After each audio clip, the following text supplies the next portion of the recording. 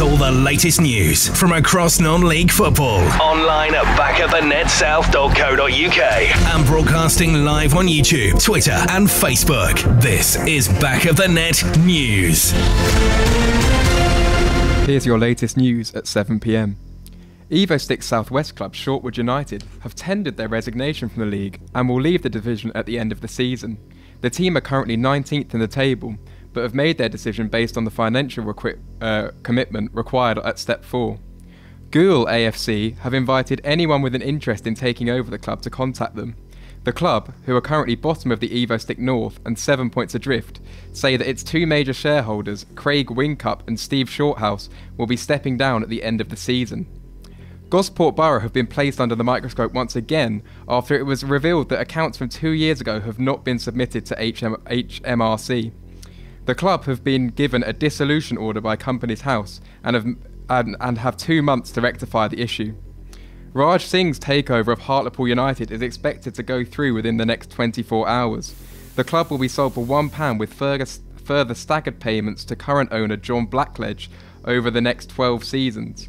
Singh, whose consortium involves Sky Sports presenter and long-life Pools fan Jeff Stelling, are set to plough £1.2 million into the club. Hartlepool captain Cole Magnay went viral after his sensational 40-yard effort flew into the top corner at the weekend.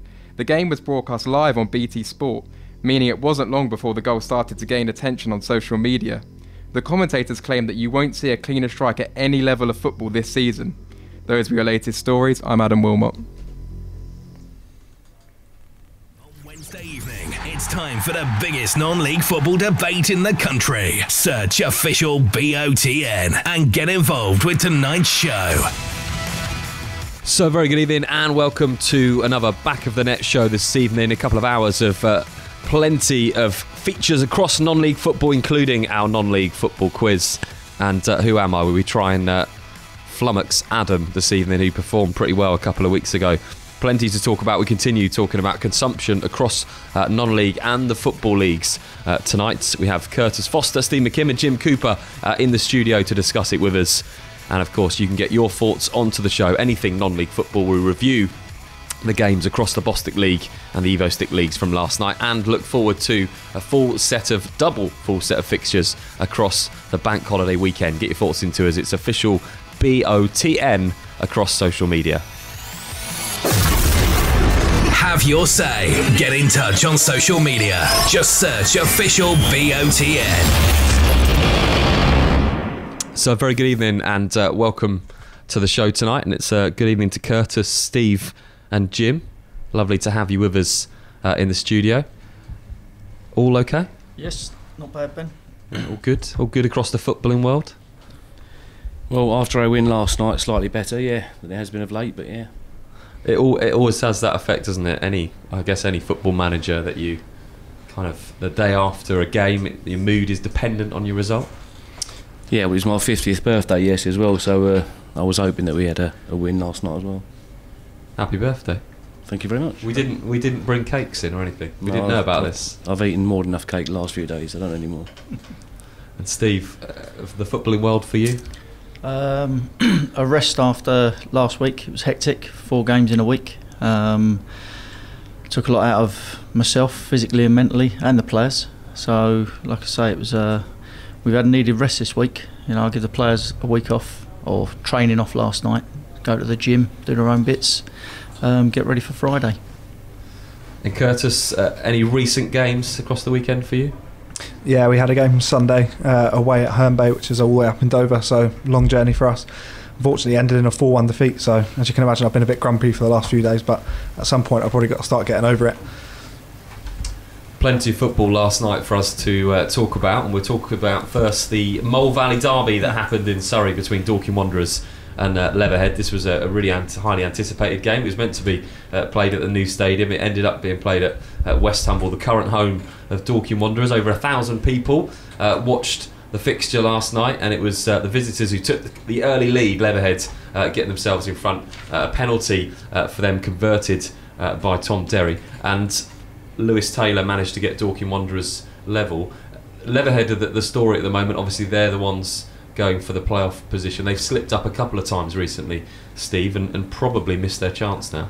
There's still a long way to go. I've looked at the fixtures coming up, and a lot of teams got to play each other at the top there. So, albeit they think there's 1 point out of 6 they've taken in the last 2 games, they still think their chances are there. They've got games in hand. There is plenty to play for. There'll definitely be some ups and downs before the 28th of April. They'll be disappointed. But saying that, going to Dorking and getting a 1-1 draw, regardless whether you're up near the top or not, that's a good result because Dorking are a good side. Merstham last night played Burgess Hill Town, and Burgess Hill actually, obviously at the bottom of the table at the moment, really need the points. They took the lead in that game, but Merstham came back with 4 goals in reply, and I guess every game when you're in that position at the bottom of the table, Jim, is crucial for points. Yeah, it is, and I think it's going to be very difficult, I think, for Burgess Hill to drag themselves out of that, if I'm being brutally honest. Merstham, though, are a very, very good side. They're picked up again. Hayden's brought in a couple of very, very good signings of late, and I think it's testimony to the way I think that Merstham play their football anyway, that they're continuing to score lots of goals this season. And yeah, Burgess Hill was always going to be a tough game for them last night, so there's no surprise the result, if I'm honest. Folkestone Invicta 2, Lowestoft Town 1. Another big game at the top of the table for Folkestone, who are doing ever so well. And at one point at the weekend, when Billericay had yet another defeat at Hendon, you just felt perhaps that Dulwich and Folkestone maybe fancied their chances to actually get automatic promotion. Maybe still do. Well, we played Folkestone Saturday and we conceded 5, but in all honesty, I mean, I said that we could have come off that pitch conceding 10 and we'd have had no complaints at all. They were offensively superb. They got attacking options down the flanks and down the middle, midfield players looking to get in the box, and they gave us an absolutely torrid time. You know, but the thing with them, Dulwich and Billericay, is that I think they go down to the wire, if I'm being brutally honest, and it'll be interesting to see how Billericay do this evening. They've got a tough fixture at home or away at Aveley, whichever way you want to look at it, against Harrowborough. So yeah, but I fancy Folkestone to continue to finish strong this year. Lowestoft were actually a goal up in that game as well. When we look at the top of the table, we did it last week, and it's that stage of the season where people can forgive us for doing it, but it's so exciting to see for the neutral fan that Billericay have slipped up quite a few times, because it just gives the other teams a little bit of hope. Yeah, well, no matter what money you put into assembling a squad, I believe this league's very difficult, and everyone's going to have a blip, and they're having their blip at the moment, albeit they won the other night. Dulwich had a little bad spell. Folkestone had a mini bad spell, if you like, but Folkestone are doing things at the minute where they're scoring late goals, and that's keeping them in and around it. You know, I think it was 2 in the last 10 minutes last night. So they've got this sort of attitude where they keep pushing and pushing, and they're getting the rewards for it. But Billericay are definitely going to be there or thereabouts. Dulwich, you know, very good side. Like Jim said, Folkestone, Hendon ain't, after that win against Billericay, you know, they're still there or thereabouts. So there's going to be twists and turns, as I said before, Ben. And I think that it's not a close shop as it was probably 2 months ago when Billericay had all them games in hands and we're looking to go and romp it, if you like. We mentioned a couple of big team in Folkestone Invicta. They've got a couple of big games across the weekend. We're going to see both of those. They travel and take on Staines on Saturday, and that's part of the Bostik League show.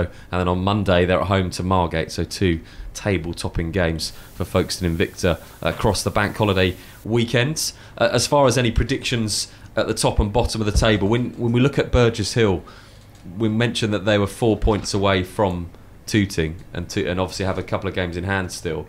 You'd rather have the points on the board, though. Yeah, most definitely. I'm sure that all connected with Burgess Hill will be thinking that as well. You know, I'm not too sure about the fixtures in relation to Tootings and Burgess Hill, but you know, when you're bottom and it seems as if the luck doesn't go your way when you're down the bottom there, it does become a little bit trying. And from the managerial point of view as well, it's very difficult to actually get your players up for the game when things aren't going your way. But you know, he's an experienced manager there, and you know, who knows, but you know, I'm quite happy to predict now at this present time that I think that Burgess Hill will be the team that goes down. Whether or not that's enough to spur them on and you know, look to use that as a motivation to get out of there, not that they need anything more than just staying into the league, But that, my opinion is they'll go bottom, they'll stay bottom. Quotes from Jim Cooper on the dressing room of Burgess Hill on Friday, perhaps. We haven't got to play them again, so it's quite a good time to do that. Steve, do you watch at the moment when you see the teams in the playoffs and what's going on? Does that spur you as a group on to say next year that's where we want to be at this stage of the season, really in the mix? Well, when I first took over, we when they got relegated from the Conference South, I first took the job over. We had no players at all. Everyone left, so we started from scratch, and we just finished 2 points out of the relegation, out of the bottom four. Second season, we finished on, I think it was 78 points, and was in the playoffs, finished fourth. So it's one of those. Folks have done it this year. Scraped through getting relegated last year. Last couple of games of the season, they beat us, and now look at them, they're flying. So I think when you have an indifferent season, you look at what mistakes you've made as a manager, as a team, as a group, as a club, and you try and rectify them and push yourself on to do better the following season. But it's such a competitive league that everyone beats everyone. You don't walk out on the pitch thinking it's an easy game, and it's proved it in some of the results recently. So yes, everyone wants to be in them playoffs, but there's only 4 teams that can do it. One that wins the league, the other 4 in the playoffs, and if you're good enough over the season, then you'll earn the right to be in there. But yeah, we want to be there. We want to be there this year, but we've fallen short. Jim, we've asked you a couple of times about your expectations of the season. At one point, you're very much involved in the top 5. You've always been quite realistic with the expectations that you set and what you're trying to do and develop players. And for you, is it a different mindset of perhaps, well, we'll always look to do the best we can, but there's certain objectives at the club? Yeah, I mean, the objectives of the club are quite clear, is just to stay in the league. If we finish 1 from bottom this year, then the club would take that as a success. If you bear that in mind, also we made the League Cup final. That's a fantastic season for the Met. Gav and I, and Nursey, Scotty Tarr, our expectations or objectives at the start of the season are to make the playoffs.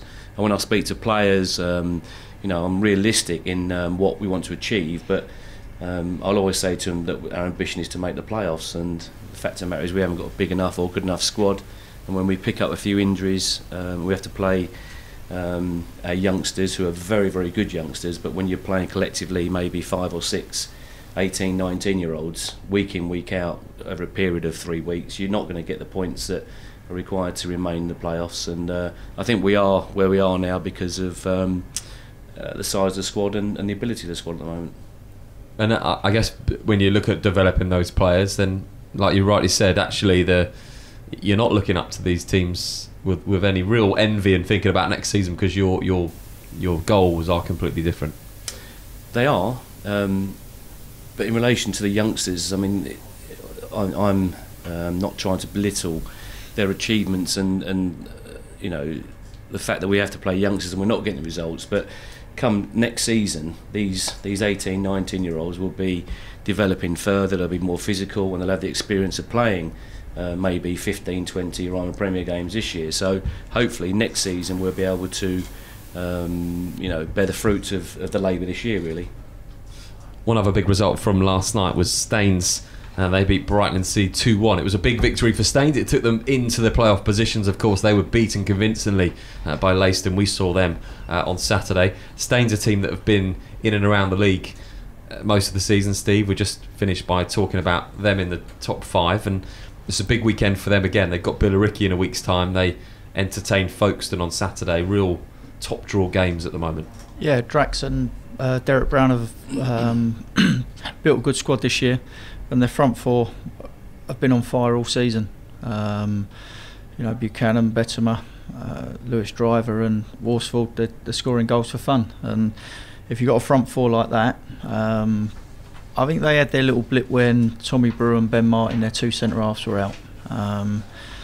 But if you can score the amount of goals that they've scored this season, you're likely to win more games than you lose. And again, it's just if someone can put this next 5-6 games winning streak together, they're going to be pushing for the title or definitely in the playoffs. We'll look forward to some of those games across the Bostik Premier Division before the show's out tonight. Plenty of football across the weekend, and we've got 2 episodes of the Bostik League show on Sunday and Tuesday morning for you to enjoy. Right now we're going to do the non-league football quiz. We're going to bring Curtis into this. And Curtis, you've played this a couple of weeks ago, and actually Steve and Jim are making their debuts tonight, so you've got a little bit of an advantage. Yeah, just want to give a little shout out to Paul Walker, who I'm sure is watching the show. I'm still celebrating now at home about that victory from last time, but as I explained to these guys before, it was a little bit of potluck. Well, a lot of potluck, but yeah, good luck to you both. Adam's written the quiz and he's back in the studio tonight. Is it a good one tonight, Adam? It's a great quiz tonight. I'm really looking forward to it. I think I'm going to test our panellists' knowledge to the max tonight. Right, let's get on with the non-league football quiz, official BOTN across social media if you want to join in. It's time to see who has the best non-league football brain in the studio. Tweet your answers to @officialBOTN. Okay, let's get straight in with the first question tonight. Question 1. Which non-league club are nicknamed the Romans? Which non-league club are nicknamed the Romans? There is 3 choices there. There is 3 choices for you. You can choose between Romulus FC, a Northern Premier League Division 1 South side, Winchester City, an Evo Stick South West side, or Bath City in the National League South. The choice is entirely up to you. Which non-league club are nicknamed the Romans? Romulus FC, Winchester City, or Bath City is the first question tonight. No other clues, by the way, Curtis. You seem to be looking around for something else. The answers are well hidden under this sheet, so don't be looking at me. Question 2. Which team play in the town where Joseph Priestley, acclaimed scientist who discovered oxygen, of course, was raised? And you've got 3 options here. You can choose between Folkestone, Hendon, or Needham Market. Big name in the science world, Joseph Priestley. Which team play in the town where Joseph Priestley, an acclaimed scientist who discovered oxygen, where was he raised? Was it Folkestone, Hendon, or Needham? Jim, did you think you were coming into a football quiz? I think I know that one. Oh, confident. Jim Cooper is confident. That one. Question 3. As the crow flies, do Margate play closer to the ground of FC Bruges of the Belgium top flight or Lowestoft of the Bostik Premier? That's your. It's an interesting one you've gone for. I was in Bruges on Wednesday, so I thought that's an interesting one to put to the great town, by the way. Do Margate play closer to the ground of FC Bruges of the Belgium top flight or Lowestoft of the Bostik Premier? Again, entirely up to you tonight. Official BOTN if you want to play along. Question 4. Who have scored more league goals this season, Manchester City or Cray Wanderers? Who have scored more league goals this season? Is it Manchester City of the Barclays Premier League or Cray Wanderers of the Bostik Division 1 South? Question 5. Which player has currently scored the most goals in the Bostik Premier Division? Which player has currently scored the most goals in the Bostik Premier Division? I'm not going to give you the clue that Adam's given because I think this one's too easy. Whether to give a clue for that one, but no clue for this. All confident? There's no conferring tonight. There's no. It was really serious. There's no looking up over each other's shoulder or Trying to understand the questions. Okay, we're going to come back with the answers to those questions after this. You're listening to Back of the Net, powered by Promote UK. We're really good at what we do. Times are changing. We now live in a digital world where 9 out of 10 people use the internet to look for local goods and services. Whether in front of a computer at home or on a mobile phone on the go, people expect to find what they want, when they want, quickly and easily. The question is, can your business be found? At Promote UK, we specialise in getting local businesses found online. One highly affordable package will give your business a stunning mobile responsive website, which we guarantee guaranteed to get to the first page of Google and keep it there. And we take care of everything: copywriting, design, hosting. We even offer unlimited amends all year round for no extra charge. So, whilst you're busy focusing on your business, we're busy making sure it can be found online all year round. Start your Google Page One journey today with a free online health check by visiting promoteUKLimited.com. Promote UK. We're really good at what we do. From Premiership to Playground, MH Goals has everything you need for an outstanding football match, including aluminium and steel football goals, nets, line marking machines, team shelters, boot wipers, and much more. Buy with confidence direct from the manufacturer with great prices available across our whole range of sports equipment. What's more, we offer fantastic discounts for all FA affiliated clubs. We pride ourselves on British manufacturing. We make all our football goals here in the UK and conform to the latest British and European safety standards. So call MH Goals direct on 01502 711 298 or visit our online store at mhgoals.com.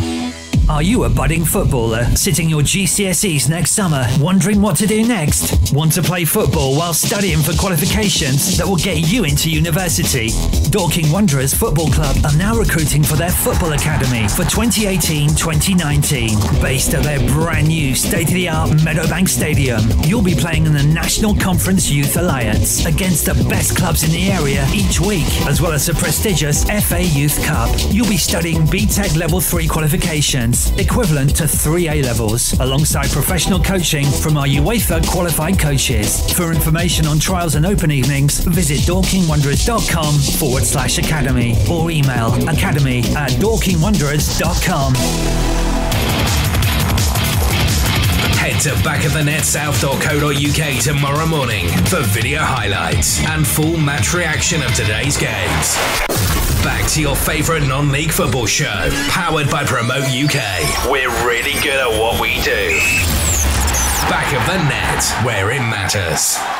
So welcome back to tonight's show. We were just discussing the non-league football quiz and the questions that Adam writes and how much time he has on his hands. Adam, are you one of those people that will collect the Panini sticker book during the World Cup? I've never had a sticker book, which probably will come as a shock to a lot of people. It definitely does to me. I don't know about anyone else, but I'd have put you down as someone who'd have actually... I'd have put you down as one of those people that would have sent off for the missing stickers as well. No, it's surprising that I actually have never done a Panini sticker book. Maybe this Russia 2018's the year. How much are the... If they're more than 50p per sticker pack, then it's out of my budget, I'm afraid. Okay, let's get on with the non-league football quiz. Football quiz. How do we find the questions today? Different. Yeah. Different. Interesting. Yeah. Okay, good. That's what we like. Let's get into the first question. Question 1. So which non-league club are nicknamed the Romans? We gave you 3 choices. It was Romulus FC of the Northern Premier League Division 1 South, Winchester City of Evo Stick South West, or Bath City of the National League South. What did you go for, Jim? I went for Bath. It was a big historical Roman city, wasn't it? So Bath again, yeah. Curtis? Yeah, I've gone Bath. Clean sweep. Yeah, everyone got Bath, and Bath was the correct answer. I was hopeful Romulus or Winchester, because that might sway one of you, but fair play. We've started strongly on the quiz. It's a strong Question start. 2. Which team play in the town where Joseph Priestley, the acclaimed scientist, just in case you didn't know, who discovered oxygen, was raised? We gave you 3 choices. You could have chosen from Folkestone, Hendon or Needham. And what did you get, Jim? Needham. Hendon.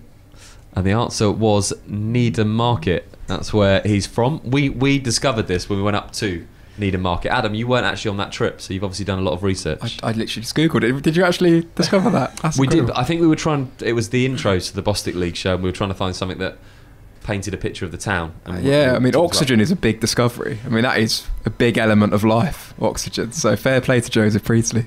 I think we decided to leave it out just because it was too tragic to put in, but it works well for a quiz question. Okay, so we've got some... Curtis missed out on a point that time, but Jim and Steve neck and neck at the moment. Question 3. As the crow flies, de Margate blow closer to the ground of FC Bruges of the Belgium top flight or Lowestoft of the Bostik Premier? Jim, what did you get? Well, I went for Lowestoft. Bruges. Yeah, I've gone Bruges as well. Means Jim is in the lead because it was Lowestoft by 3 miles, 77 miles from Lowestoft, 80 miles from FC Bruges. Question 4. The fourth question: Who have scored more goals this season, Manchester City or Cray Wanderers? I said Cray. I said Cray. Manchester City. For a bonus point, how many goals? 92. 84. 105.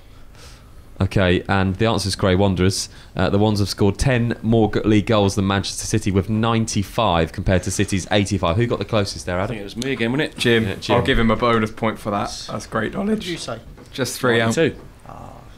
Question 5. Last question tonight. Which player has currently scored the most goals in the Bostik Premier Division? Jim? And you think we know this, but I've gone with Nico Muir. Elliot Buchanan. I had so many options that I just couldn't pick one at the end, so I've just not got an answer. Do you want to just guess now? Do you want to just guess? I've- Just throw a name out Just say there. Harry Kane. I was going to go Buchanan, but I was too late. The answer is Nico Muir. He scored 2 more than Jordan Chidozie with 29 goals. I think the stained striker Buchanan is up there if you count the cup goals as well. Nico Muir, the answer to that one. So, Adam, who's won the quiz? Well, I'll do it in reverse order. So unfortunately, Curtis, you did get 1, which was good knowledge on Bath. I respect that. Steve got 3. I'll take that. A good effort, I'm sure we all agree. And Jim just absolutely smashed it this week. I'm giving him the bonus point as well. 6 points, clean sweep. A danger to me for Who Am I think. Jim Cooper, dark horse on the quiz. That's it. Well, there you Came go. in. I'm happy with that. It was a tough quiz this week as well. Came so. in with the goal just to beat you, Steve, if I'm honest. I'll give it to you, mate. That's Thank the you. winning seat though, because James sits there usually. James Cummins, who presents with me, and his non-league knowledge is superb.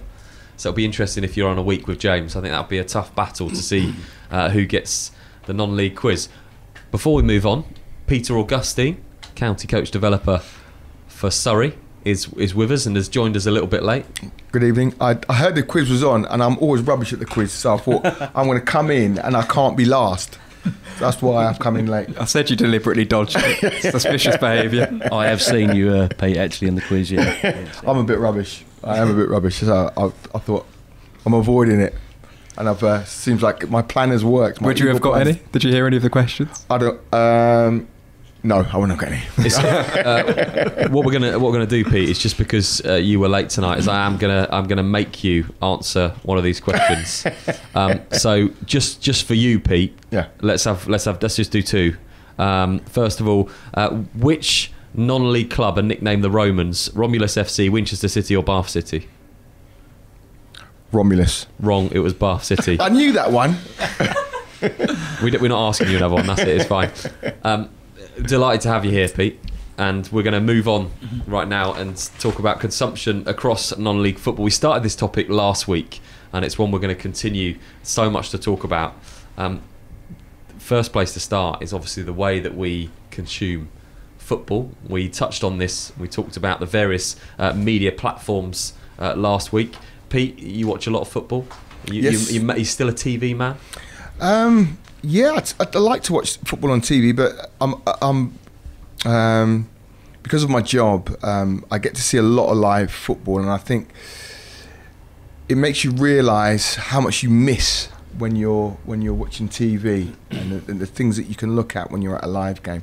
I was at the England game last night, and it was quite interesting to watch that, and then watch it back on TV. You just don't see the same pictures, and I think, to be quite honest, if you only ever just watch football on TV, it's no wonder we have so many armchair pundits, give opinions on things that they don't actually see, they think they see.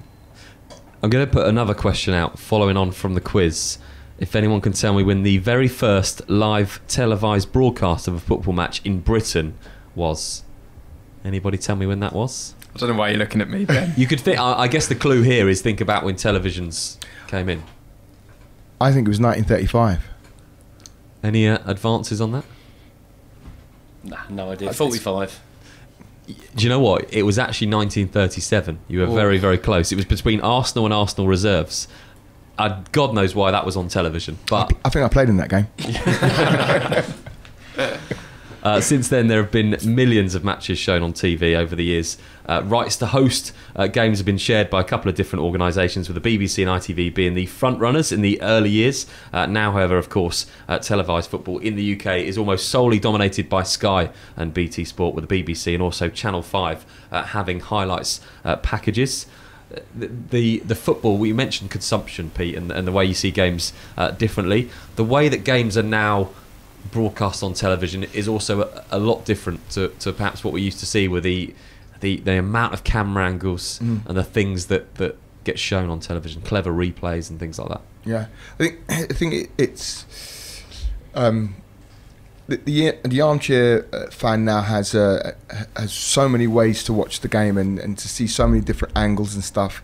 I think the thing about it is, though, that it does put players under a lot of pressure, because some of the stuff that they used to be able to get away with, they certainly can't get away with now. That's number one, which I don't know if that's a good thing or a bad thing. But also the other thing is, I think it can make us lazy with our opinions as well. I think that's the other thing. You know, it's very easy to analyse a game when you've seen 15 different replays, and then to criticise referees, etc., and managers, as you guys know, are under a lot more scrutiny as well. When things keep getting replayed. So I think there's a balance to be had somewhere with that, I think. We're going to look in a minute at it almost alludes to a USP in non-league football, Jim, because you see so much football on television. I'm sure the way that most of us take in the Premier League and Champions League are through the TV, but there isn't particularly a lot of broadcasting of non-league football. Obviously the Bostik League show is the place to see highlights on a Sunday, but it still lends itself to having that uniqueness. When we talk about non-league football being unique, people actually go and watch it firsthand.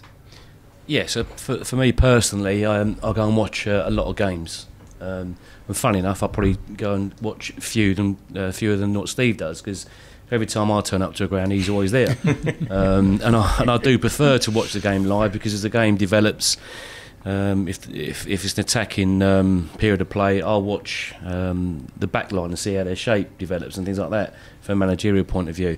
From the TV point of view as well, I mean, I've got to be honest, and I'm not saying it because I'm on the show tonight, I enjoy watching your highlight show more than I would watching Sky TV or BBC Match of the Day. I think there's too much football on TV, and if I'm being brutally honest, I'm quite bored of it. I'm looking forward to the World Cup, but again, there's going to be no break in the football. It's going to be up until the end of May, the Champions League final, then into the World Cup, and then the Premier League starts again. But for me, the back of the net show, showing highlights, non-league football, grassroots, if you want to use that terminology. It gives in my opinion, a bit of a back to basics viewpoint of football, and I think it's quite refreshing to see. And importantly as well, I thought that your show may affect crowds as well, if I'm being brutally honest as well. If you follow quite the same sides, on most occasions, and whether or not that would affect the fans going in the gate and everything, but it doesn't appear to be that way. And I think that the more non-league games that are shown can only be good for non-league football. First of all, it's fine for you to say that. Very kind of you genuine, to say that, Jim. It's genuine. It's a good show. It is good to watch the highlights. I think certainly the aim of putting the show on would be that more people are get into non-league football, so more people will see this through the various media platforms and YouTube and Twitter, and perhaps think, I want to get myself down to a non-league game. It does beg the question, Steve, has Sky, and we talk about Sky and BT now, have they had a positive impact on football? Before we take it to non-league and look at what can happen there, have Sky and BT had a positive impact on football in the UK over the last 20 years? Not overall, I don't think. I think that you've got the Premier League and Championship that's covered regular all over the weekend, but you've got League One and League Two, where a lot of non-league players are being or have been picked up over the last few years. That seems to be on a downward spiral, if you like. They don't show many games of that. Now, whether that's because they believe the quality isn't there, it isn't always played on the ground like you get in the Premier League, or that's the myth anyway. But I think that apart from the Premier League and the Championship, everything else is forgotten. You know, I know BT are doing a bit with the conference, but again, I don't think enough of that's being shown. And a lot of them are full-time sides, so albeit they give them a good, positive deal, I still think they could show more of that. And like allude to what Jim says, this show has basically, it gets a lot of people involved in non-league football, you know. Like Jim said, probably the amount of people that wake up on a Sunday morning want to see the highlights of the last game, for argument's sake, Leicester and Staines. Non-league fans want to see games, highlights, interviews of other non-league teams, and we try and do it at our club.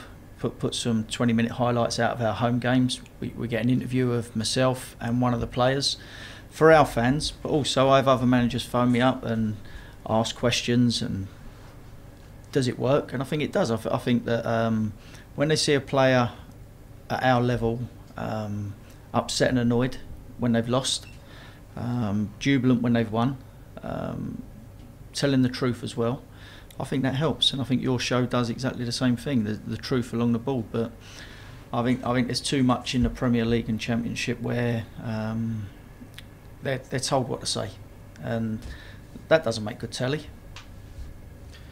Curtis, do you think that they do enough, perhaps Sky and BT, to promote the game outside the Premier League? And on the back of Steve's comment, do you think that people almost aren't getting the realism that they get at non-league, because players are giving, as Steve said, the same answers, pundits giving the same views, managers say the same things, but when you come down to this level, and certainly experiencing it this year firsthand, is managers with raw honesty will say exactly as they feel, aren't restricted by, you know, perhaps 4 or 5 a strong media team telling them what to say. So perhaps it is that realness that fans get.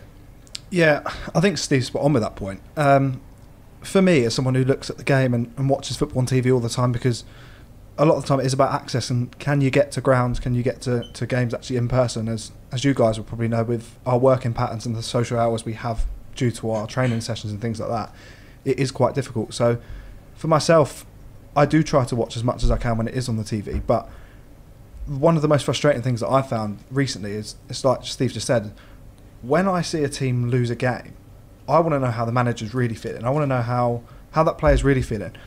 Why should you have to put on a front just because it suits the media? Let's see the passion that you actually have for the game. Let's see how you really feel. How much work have you really put into that preparation? How disappointing is that result, and how hard does it really hit you? Rather than, it's the same old front, isn't it? Well, let's have a positive face. Let's keep positive about it. We move on to the next one. Well, let's see that disappointment. I want to see it. I want to see how are you going to bounce back from that? What are you going to do in the next week to put that right? One thing I would say is it's so formulaic. I think everyone's used to seeing the player coming on and saying, we'll disappoint, but we'll go again next week. And what you actually get now is agents clearly writing tweets for players saying, the lads are gutted, but the support was great. And it kind of dilutes the realness of the game in the Premier League. I think what you've got is, at those levels, they're so scared of saying the wrong thing. It's just the fear of, if I say this and it gets repeated, and how it's going to be spun by the media, and it's kind of almost like a self-fulfilling prophecy. The media want, they want the managers and the players to say something outrageous so that they can then spin it and then sell more newspapers and put it out on Twitter or on their YouTube channels, etc., etc. I think the beauty of non-league football is that real passion and rawness and stuff like that. And managers can get themselves into trouble because they're saying it as they see it. And I think that's, I think that the authorities have got to realise that people do get upset. But that's football, isn't it? That's how people are. You never get too high, you never get too low. Yeah. When, like I say, I can watch the games, the Premier League games if you like, but the interviews afterwards with the managers, you can script yourself what they're going to say. I'll sit and talk to my 2 boys, and I say, well, when he comes out, he's going to say, I didn't see it. It's just it gets on your nerves. So I'd rather not listen to it. You know. And you're right. Yeah, non-league managers do come out with a passion and sometimes say the things maybe they shouldn't say. But I don't think I've watched any interviews through the non-league really that but don't use bad language for one. Might be a little bit offish with a referee that you might not be allowed to do in the Premier League, but it's how you feel at the time, and sometimes you've got to keep your emotions in check. But whether you've won or lost, it's one of those. Some people can't do that, and I just think that the higher up it is, the more scripted it is, and the more boring it is. Do you think that there's a danger that this football bubble will burst? We talk of the viewers, audience figures of 819,000 across last season. Sky and BT, pretty expensive now if you want to have both of those. Is there a danger that will burst because people will look towards different highlights on different platforms, the likes of YouTube, and want more of a realness? We saw an example of this away from football last year when I think the figures showed that Love Island was more popular than EastEnders because people wanted something different. Is that in danger of football at all? Where people will say, actually, we're fed up with the same answers, the same old thing, the same team's winning, we're going to go and watch something else? I don't think so. I think you might lose the real original supporters that have been there from day one. But as Roy Keane says, the Prawn Sandwich Brigade, you'll get them latching on. You see it with the season tickets on the big clubs. If someone gives their season ticket up because they got the ump with their team, someone's going to jump straight in that seat, no problem, because they've got a massive waiting list. So I can't. That won't happen. But what you will do, I believe, is you'll get the regular supporters that have been going since the 50s, 60s, getting fed up with it, and then they might be drifting down to the non-league, which bring some realism back to them and what they were used to back in the day. What if, like with the French league or the German league, PSG have won the last 4 Ligas, Bayern Munich have won the last 6 or so Bundesligas. If Man City, for instance, won the next 5 Premier Leagues, would people switch off from it because it was becoming too predictable? I think possibly. Can I just say that won't happen? But they're gone. Well, I think that is a genuine possibility, and I think if that happens and people think, well, we know who's going to win the league and it's a foregone conclusion, they might look for other forms of football where there's more excitement and think, who is going to win the league? I think it's a good point, but I think the perfect example you just gave was Bayern Munich. We'll say the one that last 5 seasons, and I know you all would have seen the same thing as well. Borussia Dortmund, their fans, wow. How many of you would like to go and see them? I mean, I would love to go down there and watch a game, and that's a club that knows they're always going to be, unless something massive changes, they're always going to be in the shadow of Bayern Munich. But do you think those fans will ever stop supporting them in the way they do? I don't think so, because it's always exciting. There's always something different. There's no 2 games the same. There's no 2 seasons the same. Just bringing this back to non-league, is that another excitement that we talked earlier on, didn't we, about the teams? Yourself, you're in the playoffs for much of the season. Some of the teams that were in there we wouldn't have predicted at the beginning of the season. Everyone can beat everybody. I know they say the Championship is a little bit like that as well in the football leagues, but that's again something that we have in non-league, as Curtis's point is actually there's no, this season is a little bit of an anomaly in the Bostik Premier Division, which I don't think we'll see again with Billericay, but apart from that it is very open. But then, like you say that about Billericay, predictions earlier in the season that they were going to run away with it for 20-30 points, score of so many goals, that's not happened, has it? You know, what are we, 7 games from the end of the season, and alright, they've got games in hand, every team wants points on the board, they're the ones under pressure now. So for all the stuff that's gone on there, and rightly or wrongly whether they should be miles ahead, the fact of the matter, there's not. So there's an interest there from every single team in this league to keep it exciting for whoever's going to win it towards the end of the season.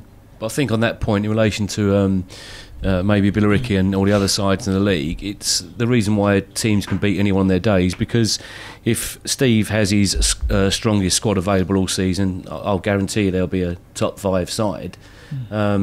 Like us, we were doing very well. We had no injuries, no suspensions. Then we picked up maybe 3 or 4, and because of that, you know, our side at the time is just nowhere near good enough to stay in that playoff area.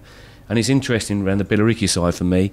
I've been looking at their side and squad for the last maybe 8 to 10 games, and it seems if they're naming the same 16 people, and they're playing 3-4 times a week, and yet at the start of the season he had probably 7-8 on loan, and I don't know where those players are. For me, if I was Glenn, I'd be bringing him straight back before Saturday and saying to a squad of 2022, go and win the league, rather than the 16, because that could actually be his downfall. I think Jimmy, make a good point there, but I think every year or every couple of years, you always find there's a team that all of a sudden gets a load of money in, and everybody goes, oh, they got loads of money there, and they're getting all these different players in here, there, and everywhere, and they can't settle the side down because every time there's a player comes up, they go and get him, and then all of a sudden another team loses that player. But I think what happens, the great thing about non-league is that non-league players, when they play against the sides like the Billericay's, they want to prove they're just as good as those players. It's a cup final for them, and I don't care who you are, no matter how much money you're getting. If you've got to play 36 cup finals every week, it's going to have its toll on you, because if you're a side near the bottom and you're thinking to yourself, we can upset them. This is their 4th game of the week or 3rd game of the week. We can nick something here, and you're up for it. I think that's a tough ask. I don't care who you are. Nobody's superhuman in non-league, and that's the thing I think people forget. They're just human beings. At any level, that's all they are. It certainly will be interesting to see how the Bostik Premier Division finishes up. As Adam's point, will be interesting to see if Manchester City win the league for the next 5 seasons. I think the English leagues were a little bit stronger all round than those in Germany. But now we'll have somebody, I'm sure, that's maybe a German listening fan or come in, official BOTN across social media. One last point I want to make about the TV coverage is the blackout rule that's been in place in this country for a long time, which prevents live football being shown between 2:45 and 5:15 on a Saturday. It was introduced in the 1960s, and it's aimed at preventing clubs losing their attendances. I know, Jim, we mentioned this a little bit earlier, thus ultimately hurting the game. Does the blackout rule still need to be in place on a Saturday afternoon? Would we risk attendances falling if football was shown at that time? No, not at all. No, I don't think so. Okay, and that's that sorted then. So we've dealt with that here at Back of the Net. We can officially scrap that and move on. Plenty of other streaming services. Obviously, our show goes out on YouTube. Amazon recently have said that they'd like to get into the football market. Will it have an impact both at Premier League and non-league level if the likes of Amazon and Google eventually starting to buy Premier League packages? Possibly. I just think people like the name of the Sky and the BT, and that's what they go with, because they're guaranteed the quality. If Amazon and Google and that eventually do get it going and they get on par with them, then you have to wait and see. But I think it'll take a good few years for that to kick off. It's like anything; it's the name and the brand that sells, and I think Sky and BT have got it wrapped up. I'll tell you what I found interesting. I found interesting that the last TV deal, that the money kind of stayed the same, and the Premier League was sort of then saying they're going to tap the business out to other providers and go worldwide and everything. I think that there's a saturation point in this country, definitely, because people are looking at it, and we've got austerity and stuff like that, and people haven't got as much money, and they can't. Sky and BT can't keep milking that cash cow over here, so they've got to look abroad. And so if you think what BT did, which was quite clever, they came in at a really low price, so people went, I think I'll get that. Stick with it. Exactly. Yeah, I'll take out a broadband package and I can get free football. And people, I did it, because I thought, well, I'm not going to spend sort of like 50 quid a month on Sky. It's just not. I couldn't justify it. But with BT, you can at £10 a month. You can think, well, I can do that. See several games, and I'll get my money's worth. So I think that there's a pinch point, and I hope it doesn't happen. But I think that the model is only sustainable for a certain amount of time. I mean, you're talking about massive wages of players. I don't know any other business that could actually sustain a model where 75% of your turnover goes on wages. what? How? I don't know. I just don't see it. Yeah. Is it where some non-league clubs, we've seen an example, we talked about this a few weeks ago, of clubs getting themselves into trouble. Is it where they kind of look at the Premier League clubs and the wages that are paid do trickle down? If Premier League clubs can afford to pay X and League Two can afford to pay this, you're almost forcing non-league clubs now to have to pay a certain amount. Only the ones that want to live beyond their means, you know.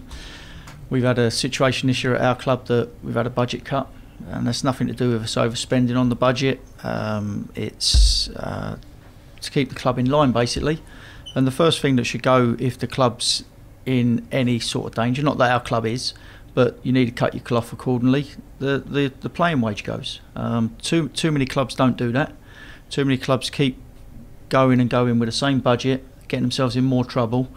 And then that's when they I wouldn't say go under, but that's when they hit hard times. And was I happy with the budget cut? No, I wasn't. But the club's bigger than any player, any manager, and it's going to be there a lot longer after me. So you've got to go with it. But I do think that there are certain clubs that chase the dream. But you chase one dream, you've got to chase another, because everything escalates.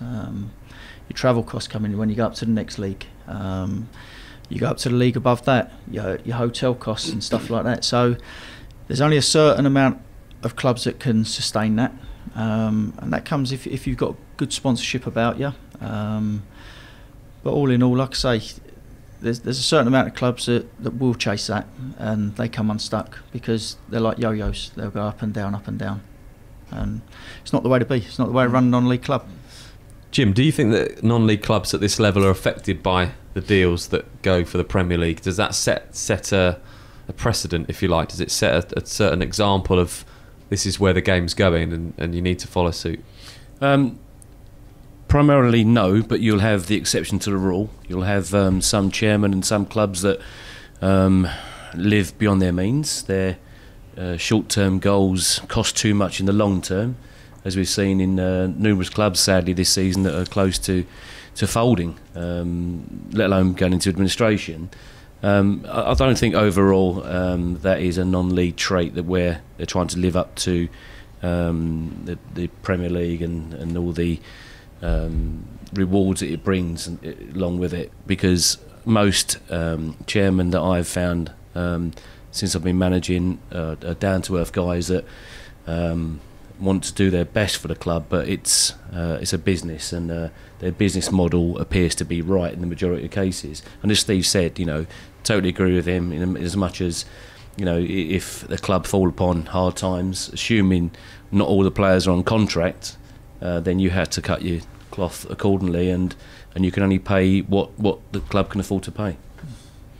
Plenty more on this debate, and we'll get your thoughts on social media. It's official BOTN. Adam, plenty of debate across social media so far in the show. But a lot of people getting in touch about the quiz and some good answers on the quiz. I just hope Burgess Hill fans haven't been on too much.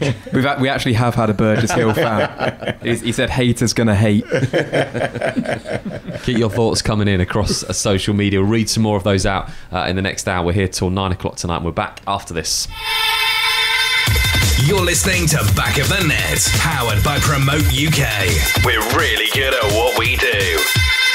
Times are changing. We now live in a digital world where 9 out of 10 people use the internet to look for local goods and services. Whether in front of a computer at home or on a mobile phone on the go, people expect to find what they want, when they want, quickly and easily. The question is, can your business be found? At Promote UK, we specialise in getting local businesses found online. One highly affordable package will give your business a stunning mobile responsive website, which we guarantee to get to the first page of Google and keep it there. And we take care of everything: copywriting, design, hosting. We even offer unlimited amends all year round for no extra charge. So, whilst you're busy focusing on your business, we're busy making sure it can be found online all year round. Start your Google Page One journey today with a free online health check by visiting PromoteUKLimited.com. Promote UK. We're really good at what we do.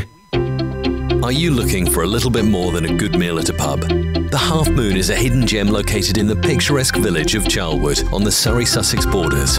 Proud of old traditions, this old English pub offers tasty fresh food with locally sourced ingredients, comfortable dining and traditional bar area, as well as a lovely garden for your enjoyment.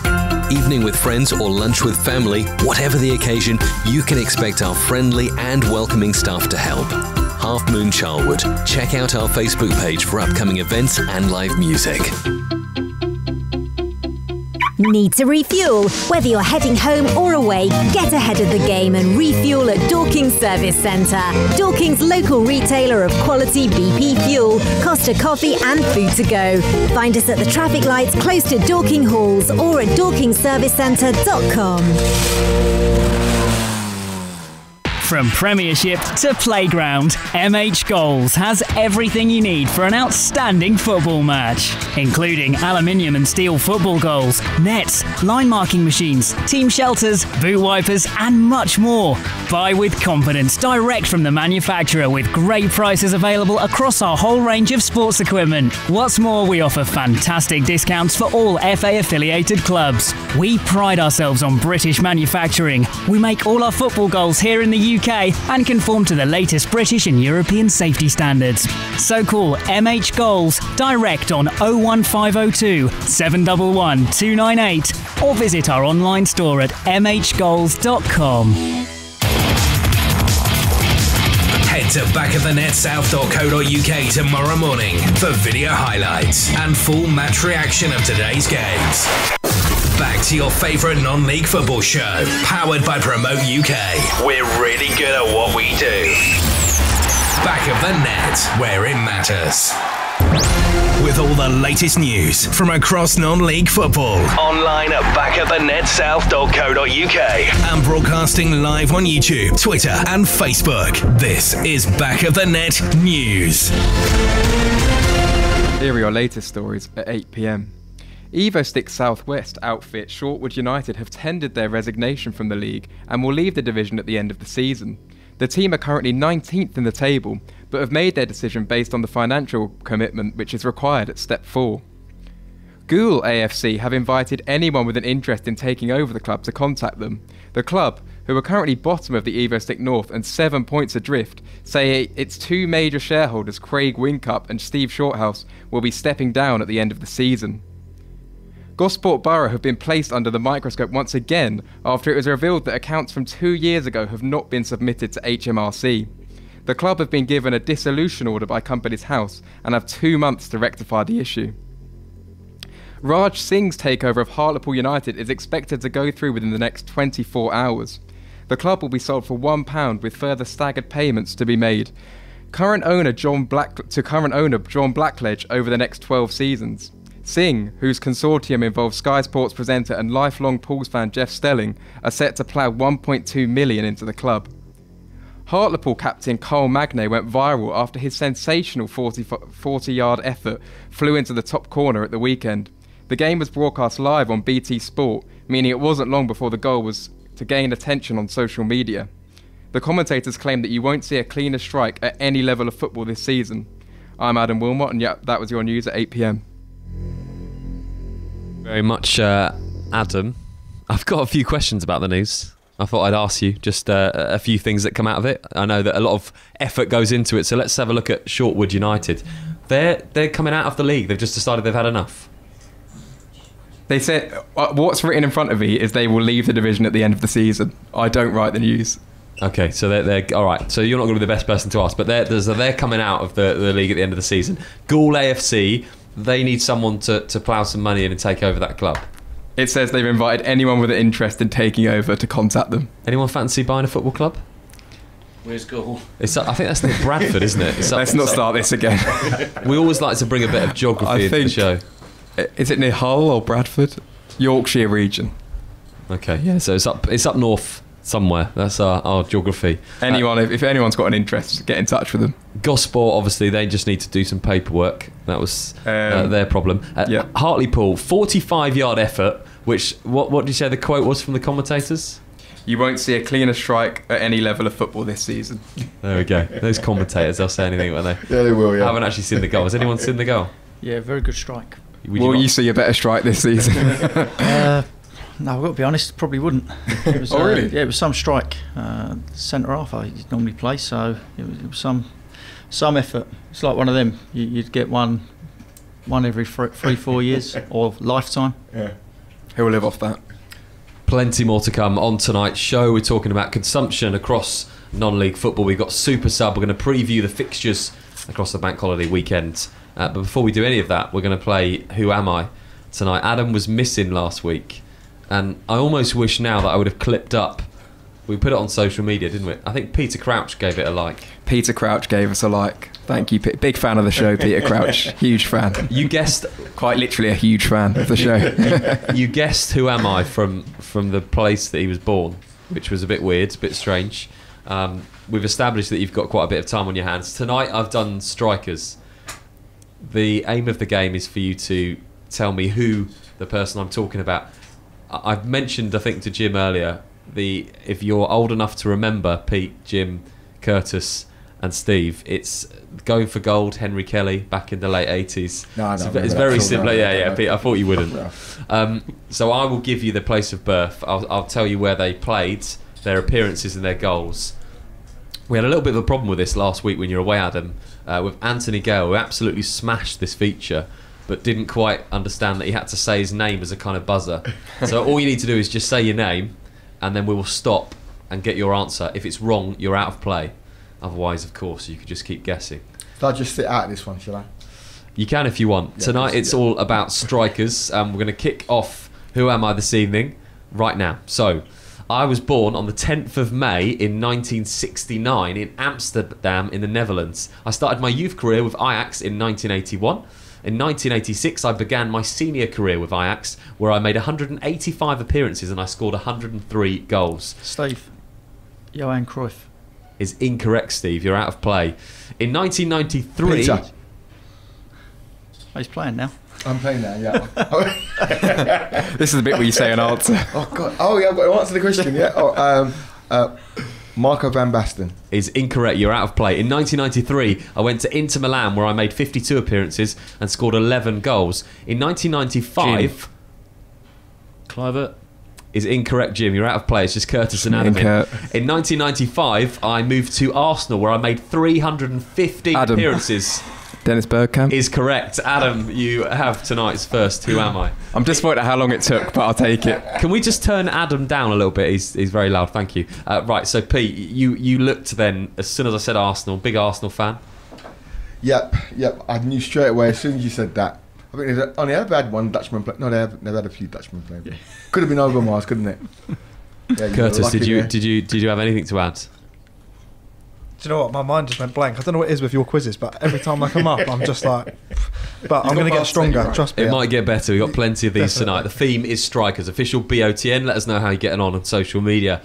Okay, I was born on the 18th of September in 1958 in Liverpool. I started my career with Newport County in 1979. Adam, it's not John Aldridge, is it? It is correct. It is John Aldridge. How did you know that one? I support Oxford United, and I think he's a bit of an Oxford legend, John Aldridge. But yeah, I'm sure he's that's 60. Wow. Yeah. John Aldridge, 1979, played for Newport County, 170 appearances, 70 goals. He then played for Oxford United, 114 appearances, 72 goals. Liverpool, 83 appearances, 50 goals. Real Sociedad, probably a bit unknown for some people, 63 appearances, 33 goals. And then the last club he played for between 91 and 98? Tranmere Rovers, 243 appearances, 138 goals. In total, he made 673 appearances and he scored 363 goals. Did he go on to manage any teams? I believe he was the manager of Tranmere Rovers between 96 and 2001. He also played for Republic of Ireland, scored 19 goals. So there we go. Adam has stolen one. Wow. You are right. He's got too much time in his hands. Okay, next one. I was born in Toxteth in Liverpool. I started my senior career with Liverpool in 1993. Jamie Carragher. Is incorrect. You're out. And the theme of tonight was strikers, so you let yourself down a little bit. So 1993, I started my career with Liverpool. I made 236 appearances, scoring 120 goals. In 2001, I moved to Leeds United. Steve. Robbie Fowler. Is correct, Steve, yes. Robbie Fowler. Leeds United, 30 appearances, 14 goals. He went on to play for Manchester City, Liverpool, Cardiff, Blackburn, North Queensland Fury, Perth Glory, and also played for England as well. It was indeed Robbie Fowler. Right, let's move on to the next one of Who Am I Tonight. We're going to do a couple more. I was born on the 20th of April in 1987 in Chatham. I started my senior career with Gillingham, where I started in 2005 and made 9 appearances and scored 1 goal. I then moved on to Dover Athletic. Steve just got there. Stephen Payne. Is incorrect. Adam. Nicky Forster. Is incorrect. You're both out of the game. I moved on to Dover Athletic. I have played for Tunbridge Angels, Maidstone United, Leatherhead, Hastings United, and I currently play for Margate. It's over to Curtis, Peter, or Jim to get this one. Jim.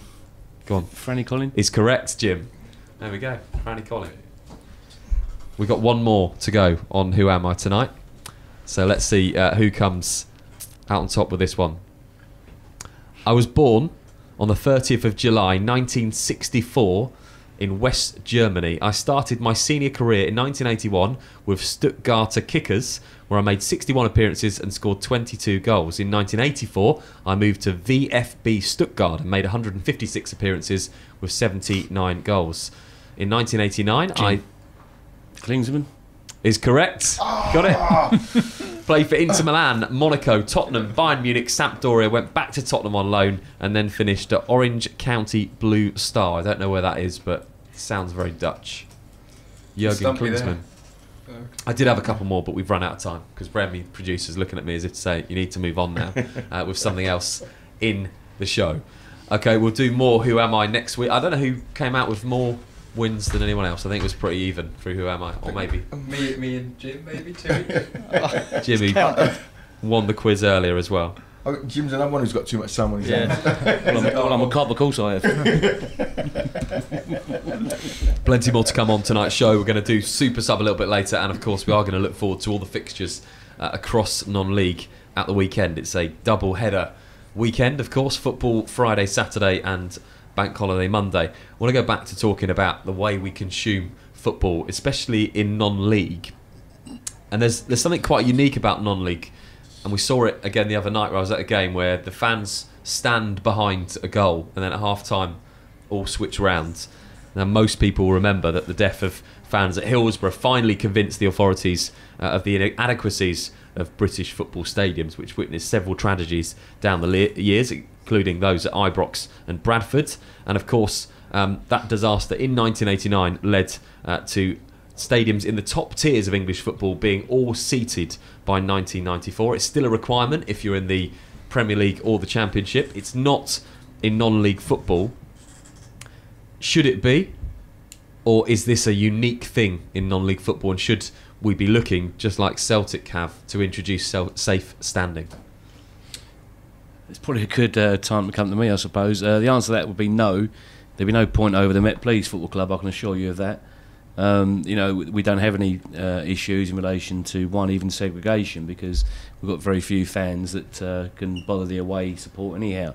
But in general terms, no. I think it adds to the spectacle if the home fans can wander back round to the attacking goal of the second half and cheer their guys on. And so no, I don't think there's a place for it in non-league.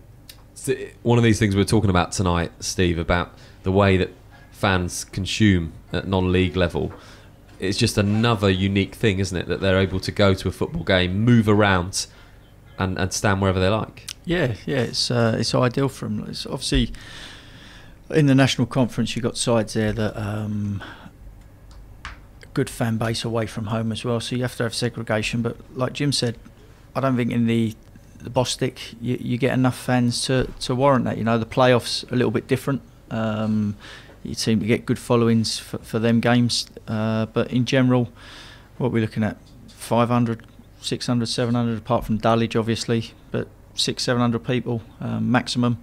You know, that's not going to fill a ground, and I think they like watching their team attack each end, and if they're miles away from the action where the goals are going in, if there are any, they'll feel bitterly disappointed, I think. So no, I think it's good, and I think that the fans enjoy that part of the game.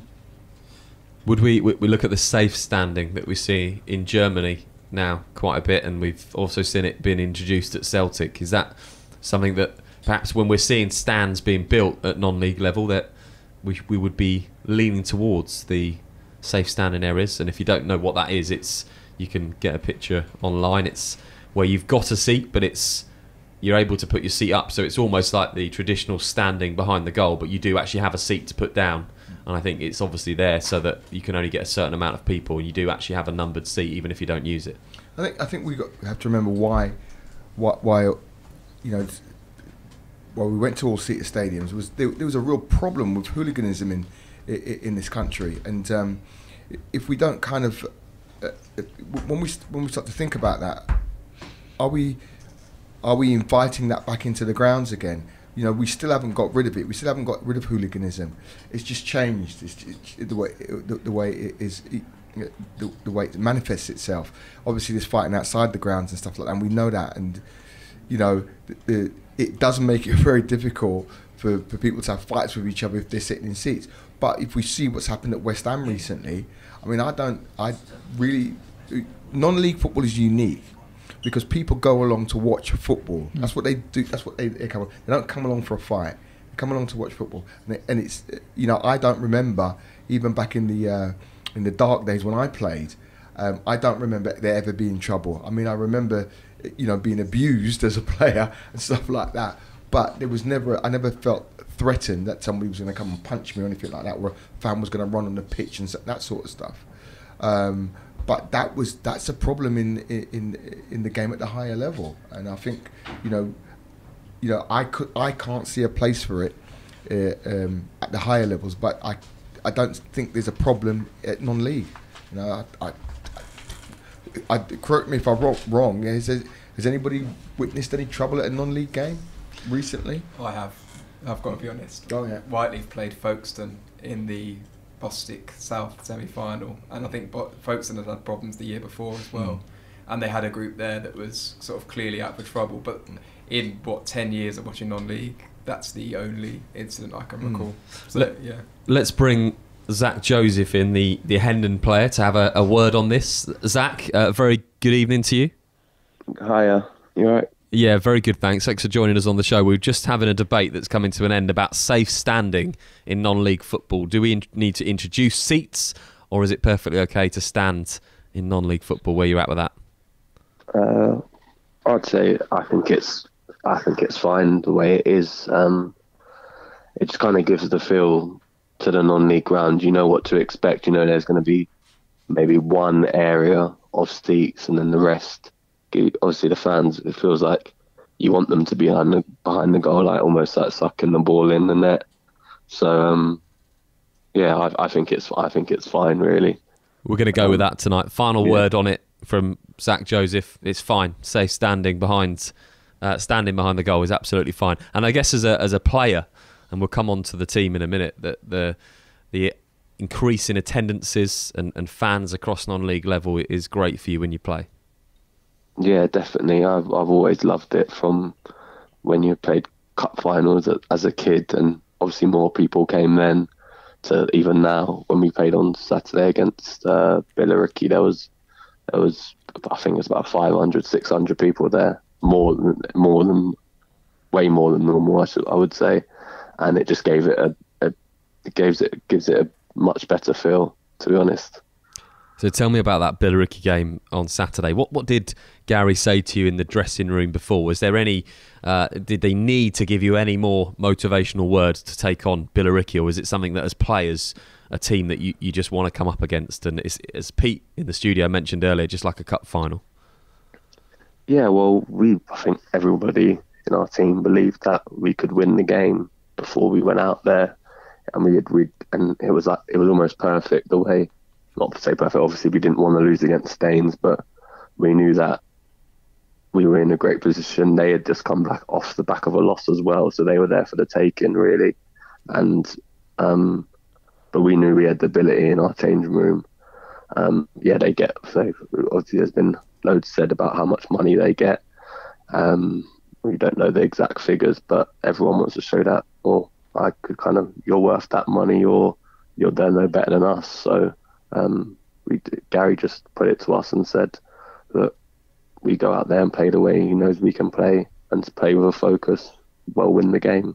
And I think at 0-0 at half time, we felt like we had played really well, but obviously and it didn't. I think we hit the crossbar in the first half, but we threatened, but no clear cut chances. And then obviously half time came, and so we had to regain the focus and not panic, which we've kind of done sometimes, and thought if we don't score, we need to like force it a bit. And we didn't do that. I think that's where we've grown through the season, and we know if it's 0-0 after at half time or 60 minutes gone or whatever it may be, we don't need to force it, and we will score eventually. And so I think 3 game in the space of about 10 minutes, so it was good. And what can you achieve this season? Obviously, that game against Staines would have been disappointing. Brilliant again at the weekend. It's really tight towards the playoffs. What do you think you can achieve this year? We're just looking to get as many points as we can on the board now. Just win every game. I think top. I'm not too sure. I do look at it quite regularly, but I'm not too sure how far we are from the top.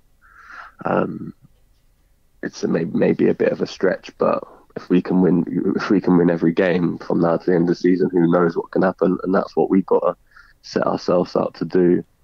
And I know it's not that easy, but I believe that with the team we've got and determination, we can definitely do it. Obviously, big aims for the end of the season to get promoted from the Bostik Premier Division. But tonight, the one aim will be to beat the record super sub time. Have you listened to much of this feature?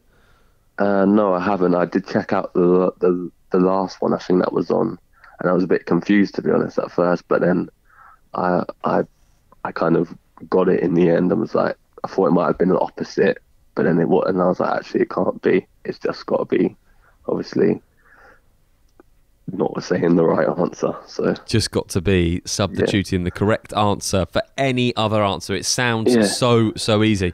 To be top of the leaderboard tonight, I think you have to beat 35 seconds. I'm sure someone will shout at me in a minute if that's wrong, but I think it's 35. 32, it's actually 32 seconds. But you should not end up where Jack Corley is, 1 minute 54. I still think it's bottom of our championship. Jack won't forgive us for keep mentioning that, but he may come on and get another go. You never know. So you've got to beat 32 to go top of the board tonight. We're going to get things going right now. We'll get our drone onto the system just to make things a bit more tense. Okay, so here we go. Your time starts now. Name a club that do not play in blue.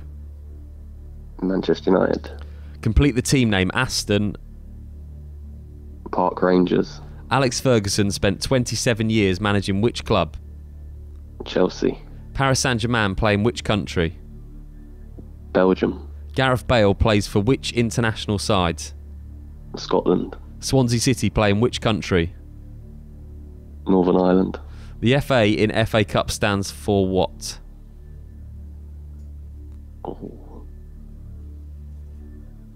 Forever Arsenal. Which Premier League club do not play in England? Celtic. Stephen Ireland plays for which football team? Bolton. The 2018 World Cup will be hosted in which country? Qatar.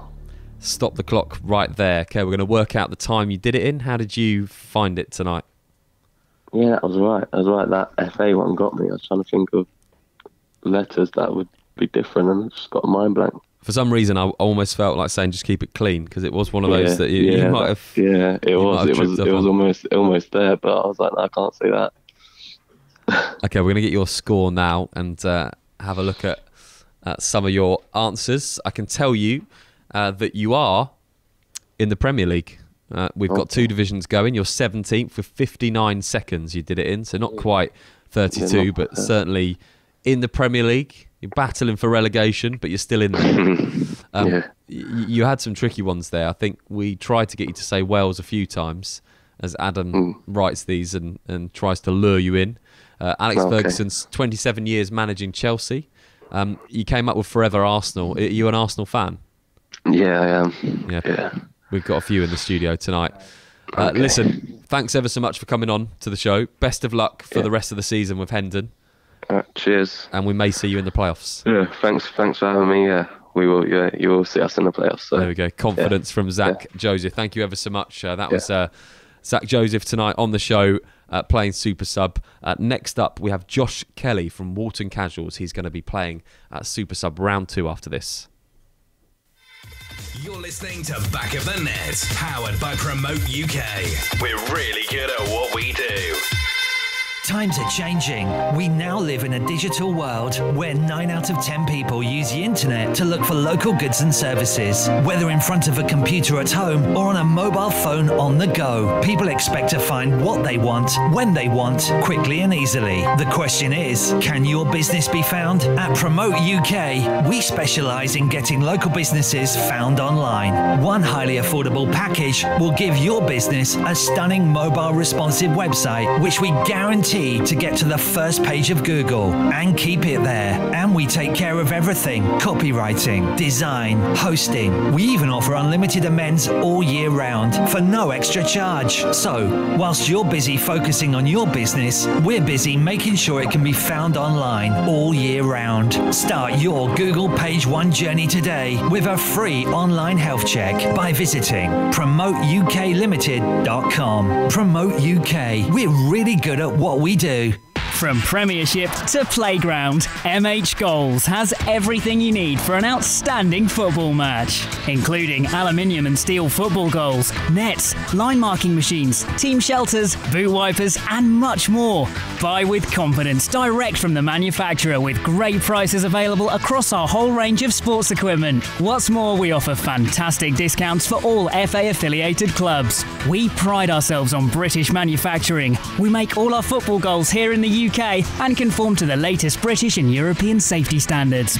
So call MH Goals direct on 01502 711 298 or visit our online store at mhgoals.com.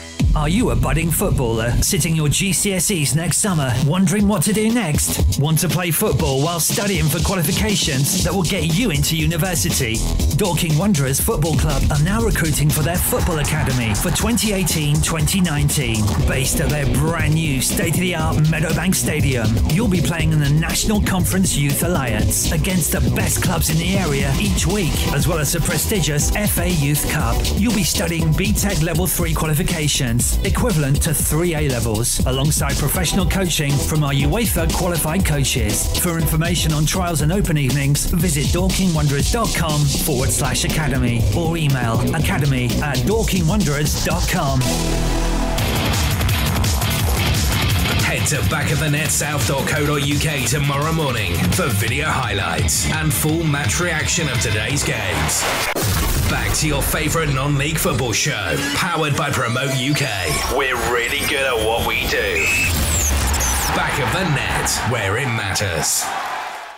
So welcome back to tonight's show. Plenty more to come between now and 9 o'clock. We talk all about consumption across non-league football. The topic goes on. Your thoughts into his official BOTN across social media, and we get Adam to read some of those out a little bit later. We're also going to look forward to what is a brilliant weekend across the Bostik Leagues, as we have football Friday, Saturday and Monday. 2 Bostik League shows this weekend, and we'll get to all of that in the next half an hour. And if we can, we'll squeeze in one more round of Who Am I, just to see what Adam's made of. Right now, we're going to go to the phone lines and speak to Josh Kelly, the Walton Casuals striker. Good evening, Josh. Good evening, how are you? Yeah, very well, thank you. Thank you ever so much for coming on the show. And again tonight, Josh, your team very much involved in the hunt for promotion. Yeah, exactly. Yeah, we're sat in 6th at the minute, but I think we've got There's 7 games left, but three of the games are teams above us. So I guess if we hopefully do win the rest of our 7 games, and then results go away elsewhere, then we can get a bit higher up and see about getting maybe the automatic promotion, but if not, higher place for the playoffs. And a big weekend for you on Monday. We're having cameras for the Bostik League show at your game against Corinthian Casuals, playing a team that are very much in that hunt for promotion with you. Yeah, exactly. Yeah, it should be a good game. We played them, I think it was a few months back, and I think we lost the last minute goal to them. But yeah, it was a good game. Should be a good game to watch. But obviously, as they are, I think they're second, are they? Or second or third? Yeah, they're in second place at the moment. Yeah. Yeah, so that would be a big game, obviously, for us to try and beat them and then get a bit higher up, see if it can alter like the standings where we are at the minute. For you, plenty of goals this season. Did you set yourself a particular target at the beginning of the campaign? Not particularly. I sort of had a rough idea of how many goals I wanted to get step by step, sort of like getting to like 10 and 15 and like onwards as soon as I got to the goals. But I didn't really have an overall picture of what I was going to do, so I wasn't too sure how I was going to go. So it was my first sort of season in senior football. So obviously I was sort of taking it step by step and then just seeing how it went from there. And for you to score so many goals this year, are you thinking personally you're ready for that step up to the next level? Yeah, I'd like to think so, but obviously it's just getting the chance and then taking that chance and then hopefully getting as high as I can within my sort of career, that sort of way. Have you ever been involved in anything that you think will be close to what it will be like in the playoffs at the end of the season? No, not at all. Haven't really. So it should be a good test for me. Seeing the bigger crowds and that sort of idea, different sort of pressure. Well, we're going to try and get you used to that pressure of the playoffs right now by playing Super Sub. I think we can safely say that this feature replicates that of a playoff game. So all you've got to do is substitute the correct answer for any incorrect answer. Really simple. We're going to give the clock's going to start. You've got to beat 32 seconds if you want to go top of the leaderboard. And we will start the clock for you right now. Name a club that do not play in blue. Arsenal. Complete the team name. Aston. Athletic. Alex Ferguson spent 27 years managing which club? Chelsea. Paris Saint-Germain play in which country? Spain. Gareth Bale plays for which international side? England. Swansea City play in which country? Portugal. The FA in FA Cup stands for what? French Athletics. Which Premier League club do not play in England? Man United. Stephen Ireland plays for which football team? Chelsea. The 2018 World Cup will be hosted in which country? Portugal. And we'll stop the clock right there. How did you think you got on under pressure, Josh? Yeah, it was alright. It was quite hard trying not to say the right answer and then think of something on the spot, but yeah, it wasn't too bad. I think the confusing thing comes when Swansea City play in which country, and then we go to which Premier League club do not play in England, and you want to say Swansea. Yeah. Because it's already come up. It is like that. Yeah. But no, it's good. Adam, who writes this, has a lot of time on his hands to do it, so he makes sure it's set out in a meticulous way. Right, we're going to get your score now and let you know where you finished and in which league you are in. So, your score is 56 seconds, which puts you in 14th. That's one place below Curtis, who's on the show tonight. Not a bad effort in the Premier League. Yeah, not too bad. Relegated this evening, Jack Barham, Greenwich Borough player, and Scott Robson of Hawley. They've both been demoted to the Championship because of yourself and Zach's performance tonight. So there we go. All set up for the playoffs then at the end of the season now. Yeah, all good. Brilliant. We wish you every success with the playoffs. We'll keep an eye out for any goals that you can put in for us where the cameras are there on Bank Holiday Monday. Yeah, thanks a lot. Thanks for that. Brilliant, Josh. Kelly, thank you ever so much for coming on the show tonight. A couple of good super subs. Curtis, does it make you want to have another go? Yeah, to be honest, I think I'm just retaining my place in the Premier League this season. Have a little rethink over pre-season, then we'll go again next year. Hopefully push for the league title. Pete, do you think you'd be good under pressure like this? I think I'd smash that. Yeah, I think I would definitely smash that. Yeah. One thing you are good at is giving wrong answers. So. It'd be natural. I'd be top of the league. Yeah, it's going to be really interesting talking to two players that are going into the playoffs. Makes you very excited for the end of the season, and even if you're not involved yourself, what that's going to be like for those players and those clubs. Yeah, they're looking forward to it. Obviously, they've got to get there first, but when you're there, it's an exciting time. Obviously, you want to win. Like you said there, one of them said about the crowd. You know, you get a bigger crowd. There's not much. Well, I wouldn't say expectation. You know, it's a 90-minute game, so to speak, and you've got one mistake could cost you, and it's a nervy time, but an exciting time all the same. It's going to be really exciting to look forward to those playoffs at the end of the season. Of course, we'll cover them with live commentary of every playoff game, and they'll all be featured in special Bostik League shows across the playoff week, culminating in that playoff final in the Premier Division on Bank Holiday Monday. I believe it's the 7th of May. Plenty still to talk about tonight. We're going to look forward to the football across the weekend, doubleheader weekend. Right now, we're going to go back to our consumption in football topic. Plenty more to talk about. And Pete, I'm going to put this one to you first of all. Sport is one of the most powerful forces in global culture. We're looking at we touched on it a little bit with the wealth and inequality perhaps in Britain. Are fans being priced out? And we can start with the Premier League and work our way down. At the Premier League level, yes, definitely. I think when I heard at one particular club where there's a celebrity fan who has bought he's got a seat, and you've got the 2 seats next to him that he's also bought because he doesn't want anybody to sit next to him. That's just wrong, you know. Is that at Arsenal? I'm not saying where that is. I'm just saying that I've heard that story. But, you know, when you start to hear that, you kind of think to yourself, well, what's going on with the game, you know? That for me is a worrying trend.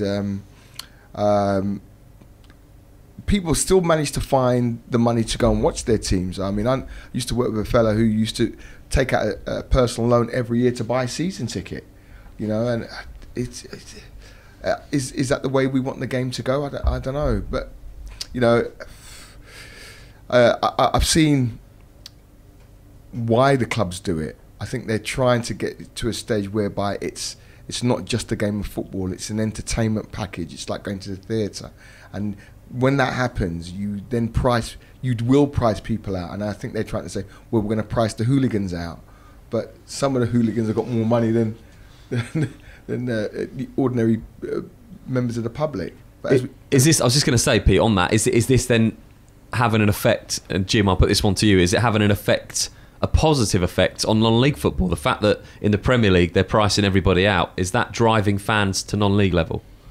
Yeah, I think you're right. I think it is. But I think you've got to look at, you know, what is a fan? If somebody who can afford a season ticket or can buy tickets, are they, you know, should they not be given a ticket just because they can afford to do it? And somebody who follows them all their life and can't afford it and they can't, you know, buy a ticket, you know, what is the difference? You know, if a fan buys a ticket for the game, then they buy a ticket for the game. You've only got to look at Tottenham's new stadium, Chelsea's plans to extend their ground. It's all about supply and demand, isn't it? But in relation to your question, yeah, I think that non-league football will benefit from that by, let's say, that people with less money, they'll be able to come and watch non-league football. And as Steve mentioned earlier, that to get that closeness to the players, to the pitch, and to be able to walk around and sample the atmosphere different, I think that might actually be a big draw to these people as well. 3 in 4 fans say that they're held back from watching sports and going because of prices, Curtis. Is that a point where something perhaps has to be done? We've seen the 20s plenty campaigns that have gone across the Premier League and the Championship. It's a tough one. I was just sitting back listening to the answers, and all I could think about in terms of people being priced out is that I think the harsh reality of it, as much as we all would like to see ticket prices reduced and it be fair for people to be able to have the opportunity to go and watch their team live, it's a business, and that is the harsh reality of it. And it links back to what we said about the coverage that you get in terms of Sky Sports and BT. These are now global companies that are producing these broadcasts in Asia and things like that now, and you look at all these teams going pre-season tours in. I think someone went to Australia last year. There was teams going to Singapore and all that kind of stuff. You do at the Asia Trophy. When it's going global like that, you're getting so many fans from outside of the UK that actually go, do you know what? I love this. I want to be a part of that. I want to have a go. So I don't think you could ever really price people out because of that. In terms of homegrown UK citizens that would like to support their home team, yeah, it might seem unfair, but at the end of the day, it's business, and I don't think there's anything we can do about it. You say that you can't price people out. I think 76% of fans would say they'd attend more live sports if tickets were cheaper, so you clearly can price people out. If the money, as you say, is in the game, we talked about the TV deals and the money that's across the game now at the top levels, surely that would mean that you could decrease your prices to get fans in, reward the fans a little bit more if you're getting all the money from the TV deals. I'll put this out to anybody. It comes down to greed, I think, at the end of it. The more money these clubs can get, the more wages they can pay, and you don't see no discounts anymore, and that's why I think supporters will go to non-league football, because they can take the family. I try and take my children to a Chelsea game. It's going to cost me best part of £300 just for a match, for a league match. That's without a drink, a burger, programmes. You take it to a non-league game, you can get that all within sort of 30, 40 quid, something like that. And that's the way families are going to go. But because of all these big, who are Henrys, if you like, that are in the background waiting for a season ticket, just to say that I'm an Arsenal supporter or I'm a Chelsea supporter, and they're not. They just want to be associated with them, and they can afford it. So I just think the greed in football at the moment at the top level is frightening. Jim, I come to you. 79% of tickets to live sports are overpriced according to fans. Are they right? Yeah, if 79% of people are saying so, then yes, they are overpriced. But again, those same tickets are still being sold. So as I said earlier, I agree. Those people that are unfortunate enough not to be able to afford these tickets, sadly, it's just the life we live in at the moment. You're right. It's greed. It's not going to change. But from a non-league point of view, I think that clubs from non-league could certainly do a lot more to encourage families to come over, and then keep that same support by making them very welcome, by offering meet the players and things like that after the game, just to get them inclusive within the club. And from a Metropolitan Police Football Club point of view, it's more difficult because we're not associated to a town or a village side. Primarily we're named after a work side, so it's a little bit more difficult for us. But certainly I envisage if you're another Walton Casuals or Tunbridge Angels, then I'm sure that clubs can do a lot more to get families in and keep them coming over. I was at one of the Mole Valley derby last night between Dorking Wanderers and Leatherhead, and there was over 1,000 people in of all ages, and you could see that families had come out. The ground was packed. People were buying food and having drinks, and we talked earlier about wandering around the ground and actually watching the game, whichever point of view they wanted, swapping at half time, and you heard people saying we're going to watch it from over there now. That is exactly what the non-league football game is all about, and if we can get that right at this level, then more and more people surely are going to follow suit, and non-league attendances, and we're talking not just across the Bostik leagues, are just going to go up and up each season. So this frustration that we've got at Premier League level, really they need to be a little bit wary of where these fans are going. It's only good for people in the non-league game. I think we've got to remember that at that Premier League, it's a different game. It's a totally different game. It's the whole thing, the whole experience at a Premier League game is totally different to what you'd have at a non-league game. And I think I don't think the people who go and watch Premier League football have an idea of what happens at non-league football, because all they do is consume Premier League football. I mean, I heard on the radio one of the commentators said, I can't wait for the international break to be over because I just love Premier League football.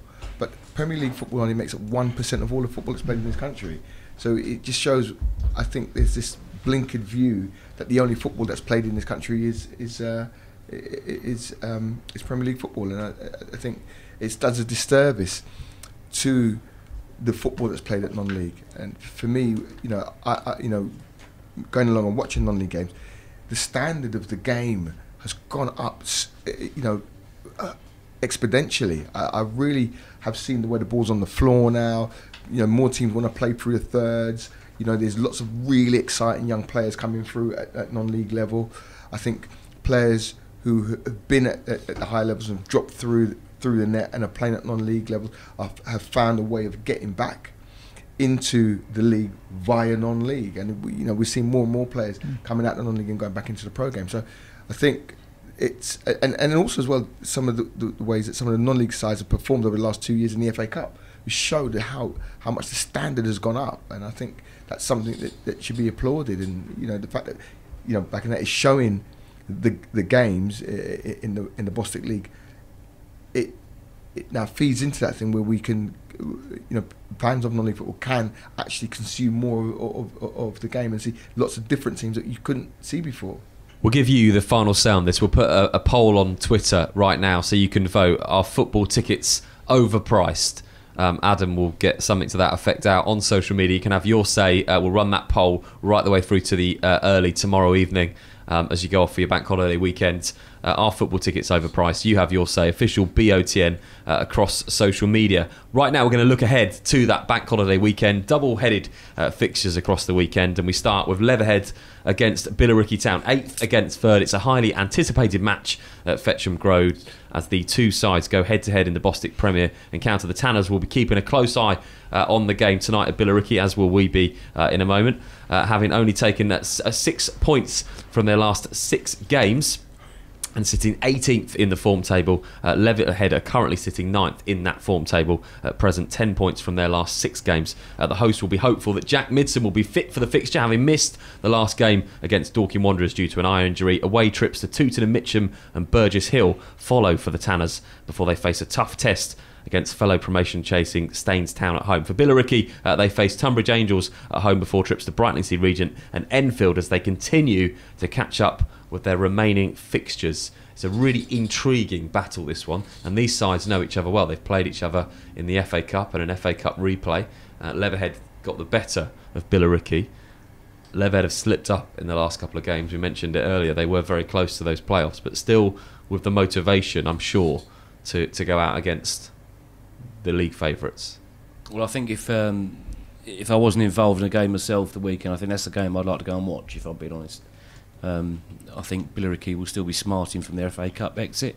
There was a lot said in social media by both camps, if I'm being brutally honest. And I think that the game can go either way this Saturday. I think for Leatherhead, they were supposed to be playing us tomorrow evening in the Surrey Senior Cup, but that's likely to be called off, so that will obviously benefit their preparations for Saturday's game as well. But going into that one, I can see that going either way, so I'm going to plumb for a draw for that one. Yeah, we mentioned earlier, it's a fascinating encounter. Billericay have got so many games. They've got yourselves soon as well. It's going to be a tough run-in for them. Yeah, they've got to play some tough teams. Like I say, I said earlier, everyone at the top have to play each other, and it's going to be interesting. Like I said, the Leatherhead Billericay game on Saturday, they can't settle for a draw. If Billericay win the league, they need to win. Leatherhead want to get playoffs, they need to win. So it's going to be a good game by both sides, attacking wise. Because I think this stage of the season, if I'm being honest, how tight it is, I don't think draws are going to be any good for any of them top 6, 7, 8 sides. They need to go and win. That's happening on Saturday. On Friday, Dulwich Hamlet, who currently positioned top of the division with a 2-point advantage over Folkestone Invicta, having played 1 game fewer. Despite their eviction from Champion Hill, Dulwich's form has not been affected as they've enjoyed 3 back-to-back wins and not lost since January. Dorking Wanderers have 2 experienced ground issues, with the move to their state-of-the-art stadium being on hold. They remain at West Humble until the end of the season. In the Mole Valley Derby on Tuesday, it was points shared. However, last Saturday, Wanderers put 4 past their Surrey rivals Merstham. Another interesting game. Dorking with not much to play for, apart from, of course, pride and maybe building for next season. But for Dulwich, it becomes bigger and bigger because there is now real, I'm sure, belief in that camp that they could win automatic promotion. Yeah, knowing Gavin and Junior as I do, they would have had belief from the start of the season, and now they're in a good position with, like I say, 6, 7 games to go. Mark will want to finish as high as he can in his first season at this level. He's got some good players in that squad, and that would be an interesting game because it's 2 teams that like to play good football, attack well, sometimes defensively leave themselves a little open, but with the attacking players both sides have got on the pitch, that could be a few goals in that game. Margate play Worthing on Saturday. Margate are currently 4th in the division, just 3 points short of title favourites Billericay Town. They have, however, recently dipped in form and have not won a game in 5. Margate have drawn their last 4 games, dropping crucial points which could definitely affect their promotion chasing campaign. Worthing are currently in great form and they've only had 2 defeats in their last 10, despite being rooted to the bottom of the division in the earlier stage of the season under Adam Hinshelwood. Worthing have dramatically climbed the table and now in 15th position with 46 points. Curtis, you manage the ladies team at Worthing. Do you get to see much of the male counterparts? Yeah, their training sessions are before ours, so I get to have a chat with Hinch every now and then when there's a good changeover. Obviously when it's quite tight I manage to miss him every time, but yeah, obviously there's been a great upturn in form from Worthing in the men's side, and Hinch has done a great job since he's come in, as we mentioned earlier, and you guys were speaking about it and singing his praises, which is great. And I'm sure for the group they just want to keep that momentum going and, like you said, just get as many results as they can now and hopefully build for next season, and hopefully it can be a positive season for them based on what I've seen and the changes that I've seen. It's really, really going in the right direction for them.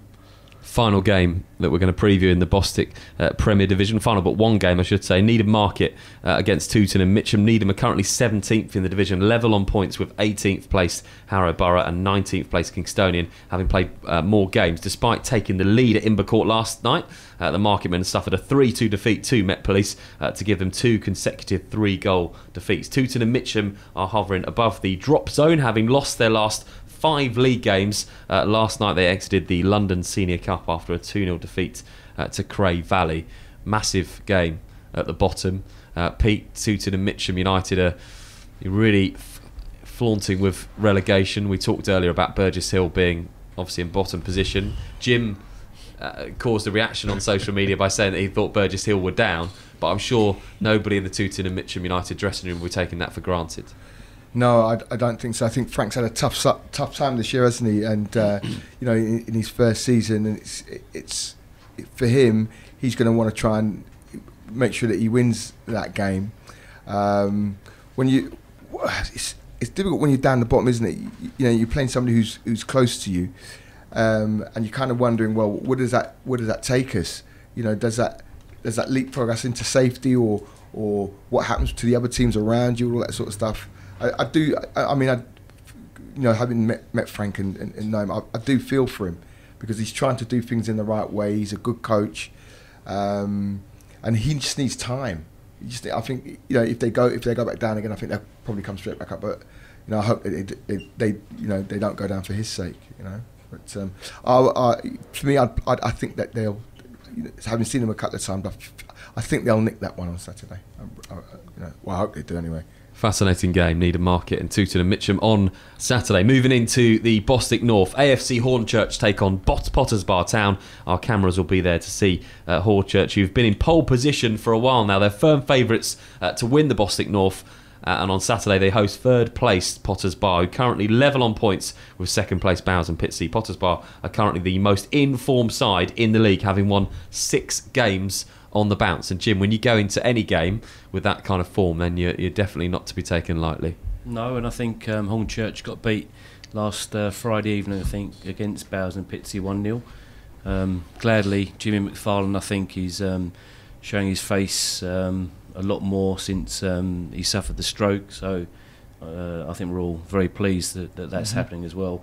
For me, I think Hornchurch are going to be too strong for them. I've been very impressed when I've seen them this year, and they're already set up to sustain a good campaign next year in the Premier League, and they will win that league, and I think they'll win this weekend. Also in the Bostik North, Heybridge Swifts against Aveley. Heybridge Swifts have a huge backlog of fixtures due to their unprecedented success in the cup competitions throughout the season. Last weekend, Swifts U-turned a 3-goal deficit to take a point from Haringey Borough, scoring 3 times inside 12 minutes to draw level 3-3. Yesterday, they added another 3 points to their tally with a 1-0 win over Cheshunt, and now positioned 7th in the division with 59 points. 3 games in hand over Maldon and Tiptree.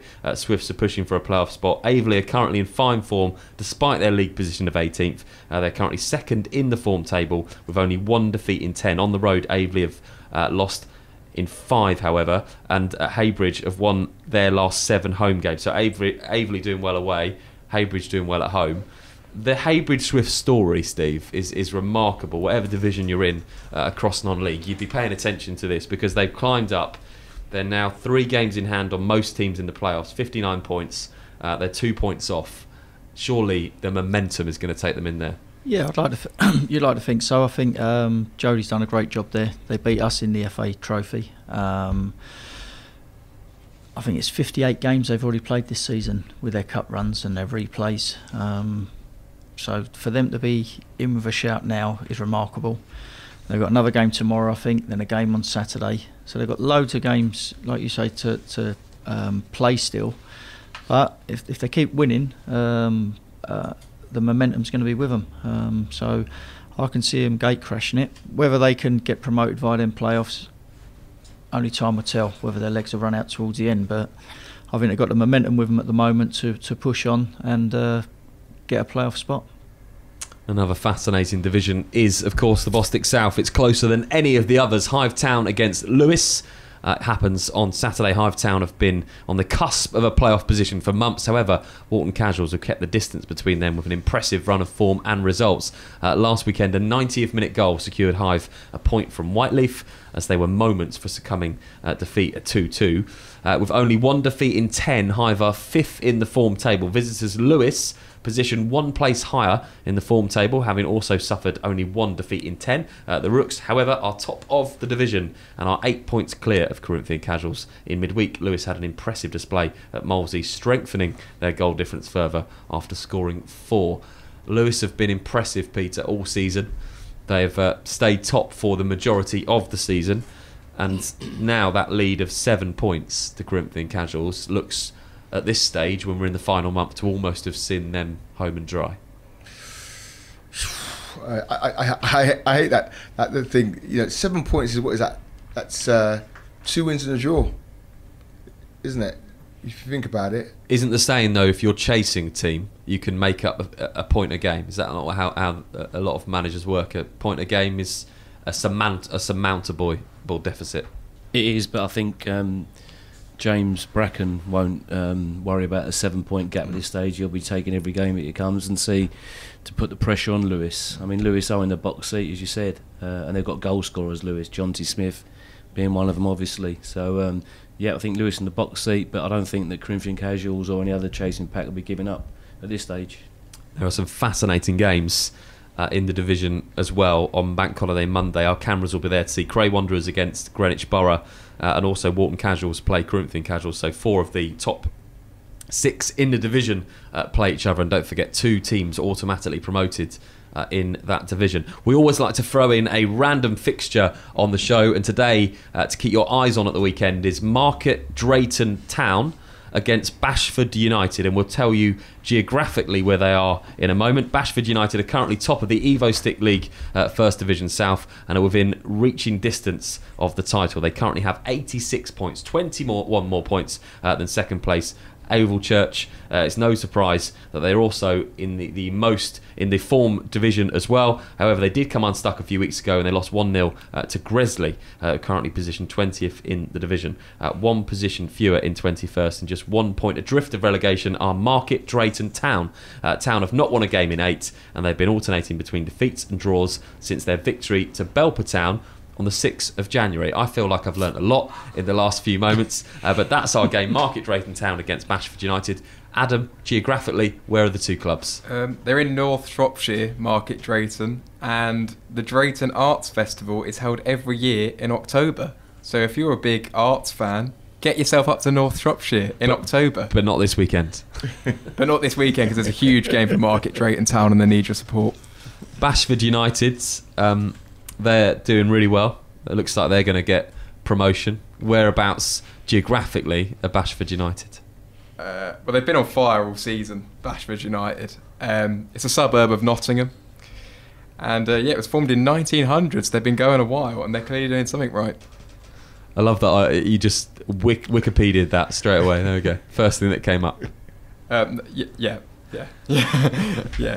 Keep your eye out for that fixture on Saturday. That'd be a good one. The final fixture that we need to look forward to, of course, is the Bostik League show. We've got 2 Bostik League shows this weekend. Plenty of cameras around. About 16 games will be covered across the 2 shows. On Monday, we see Margate, Folkestone take on Margate down at Folkestone. But first of all, we see Staines against Folkestone on Saturday. It's big hitters all round. Staines recovered well after losing 4-1 to a strong Leiston side on Saturday by overcoming Brighton Sea Regent last night at Weesheath Park. Staines, 2 of their top 6 goal scorers in the league in their ranks were Bettermer and Buchanan in fine form this season. Folkestone recovered well last night as well. 1-0 down in the last 15 minutes to Lowestoft, but rallying to win 2-1. It's a really big weekend for them. An important fixture for both sides. The Bostik League show will feature this game, and it's one that I think most people will be looking forward to, Jim. Yeah, definitely so. 2 attacking sides, a lot of goals in both sides there. So it could be one certainly to cover, or it could be a stalemate because of the expectations, I suppose. If I'm a betting man on that one, I'm going for a home win in that, though. Yeah, I'd think home win as well. But the amount of firepower that are on both sides, it could be set for an exciting game. There seems to be a real battle between Hendon, Staines and Leiston for that playoff spot. It could obviously all change, but those 3 in particular are in a real battle. Yeah, I won't take away the defensive sides of all three of them teams, but when you look at the sides you just mentioned, the attacking forces they've got, it's frightening. And them teams go out to win, and they go out on the front foot. And we played Leiston recently at their place, and signing of Jake Reed's a massive signing for him. He's going to add to them, and it's going to be interesting. Like I said earlier, Ben, that everyone's got to play each other, and whoever's got the actual belief to go in and actually attack rather than be a little bit frightened and nervy. Curtis will give you the last word on the show. Who do you think is going to win between Market Drayton Town and Bashford United? I'm going to go for an upset. I'm going to go for Market Drayton. There we go. A little bit of belief for Market Drayton Town there on the show. My thanks to Curtis, of course, to Pete, to Jim and to Steve tonight for joining us. Don't forget, double Bostik League show this weekend. You can join us. Plenty of games, 16 games covered on our cameras across the weekend. We start Sunday morning, 10 o'clock, and we'll have extended coverage of Staines against Folkestone, and then we'll live commentary for that game, and on Bank Holiday Monday for Folkestone against Margate. We're back next week with a goalkeeping special on the show from 7 o'clock. Join us then. For the best highlights from across the Bostik Leagues, visit youtube.com/back of the net.